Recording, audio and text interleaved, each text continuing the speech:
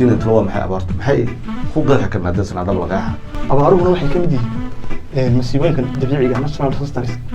kuwaasoo inka saameeya dadweynaha adduunka sida abaaruhu ay caan ugu yihiin innaga dhulka Soomaaliland iyo dhulka Soomaalida saasoo kale waxa daadadka waxay caan ku yihiin Philippines iyo dhulkaas ka dhaca Mareykanka soo kale iyagana waxa caan ku ah fire force digacda gubashada kaymaha iyo Turkiga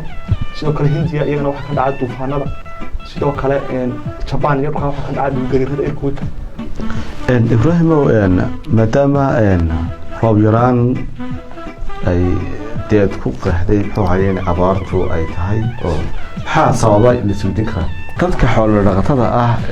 markay abaaruhu dhacaan ama lagu jiro waqtiga roobaadka maxaa la gudboon in looga baahan yahay inay sameeyaan ama ay ku dhaqaaqaan tallaabooyin noocyada looga baahan yahay sameeyaan hortay wareyn marka abaari markay timaado waxa jira hay'adaha qaramada loo qaabilsan wareyn marka ugu horeeya saddex face bay markaa digniinaha soo saara hay'adda salaada hay'adda FAO hay'adda cunnada adduunka iyadana FAO hay'adda WHO caafimaadka adduunka waxa soo dhan waxay soo saaraan digniin marka ugu horeeya waxa weeye inay dadku qaataan oo dadka wacyiga dadka la ballaariyo hay'adda dawladda naarad bay u qaabilsan Soomaaliland soo sheegay 2007 marka in la gaarsiiyo bulshada marka ugu horeysa digniin oo la yiraahdo abaar baa soo socotay ka tababaraysa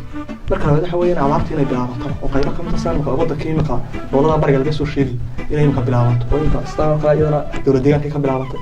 sidoo kale Soomaaliya iyadana qaybo ka mid ah abaaraha ka jira baan inay bilaabato saddexaad waxa weeye inay last stage ka gaadho xaaladda ugu dambayso ay dhimasho gaadho dee roobka markuu iman waayo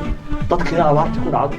xoolihii qaybeen ay dhintaan marka dambe ay u gudubto dadka dhimashada inay dadka ku bilaabo markaas saddexdaas stage bay markaa waxa ugu weyn waxa weeye dadka in wacyigelin la siiyo talabaad waxa weeye dawladdu inay dadka la soo raro oo la dejiyo meelaha magaalooyinka ama biyo ay ka heli karaan ay ugu dambeyn muxuu noqon karaa halka u dambeeya xeegana ku noqon karto ilkana ku nabad kala